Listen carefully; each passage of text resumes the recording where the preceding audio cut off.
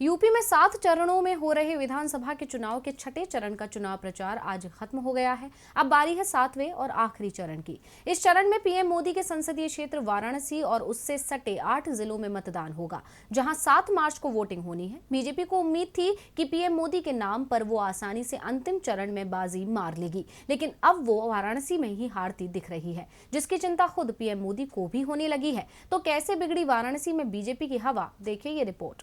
UP में छठे चरण का चुनाव प्रचार समाप्त हो चुका है और अब बारी है अंतिम चरण की। अंतिम चरण में जिन सीटों पर वोटिंग है उनमें सपा चीफ अखिलेश यादव का संसदीय क्षेत्र आजमगढ़ है, तो पीएम मोदी का संसदीय क्षेत्र वाराणसी भी। आजमगढ़ में सपा की साइकिल तेजी से चलती दिख रही है, लेकिन वाराणसी में बीजेपी बुरी तरह से फंस गई है।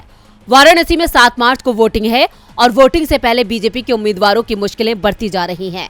पार्टी उम्मीदवारों के बढ़ते विरोध को देखते हुए अब कमान पीएम मोदी ने खुद अपने हाथों में ले ली है और वो वाराणसी कैंप करने की तैयारी में है।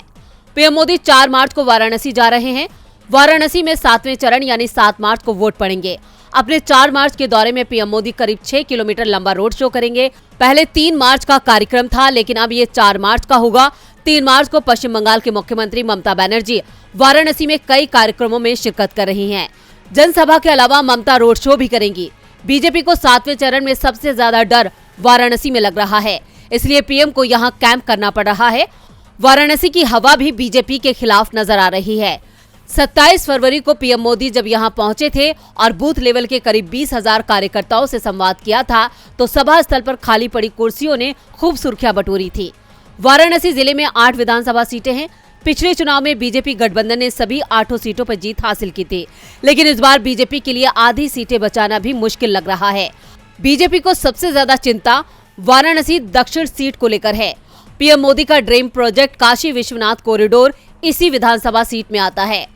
कॉरिडोर बनने से विस्थापित हुए परिवार और ऐतिहासिक विश्वनाथ गली के व्यापारी नाराज हैं।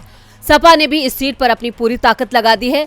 सपा नेताओं का मानना है कि अगर बनारस की दक्षिणी सीट भी उनके कब्जे में आ गई तो इसका संदेश पूरे देश में जाएगा। यही कारण है कि पीएम मोदी खुद एक हफ्ते में न सिर्फ दूसरी बार यहां प्रचार के लिए आ रहे हैं, बल्कि अमित शाह, राजनाथ सिंह से लेकर अन्य नेताओं का दौरा भी लगातार जारी है। डीबी लाइव की रिपोर्ट।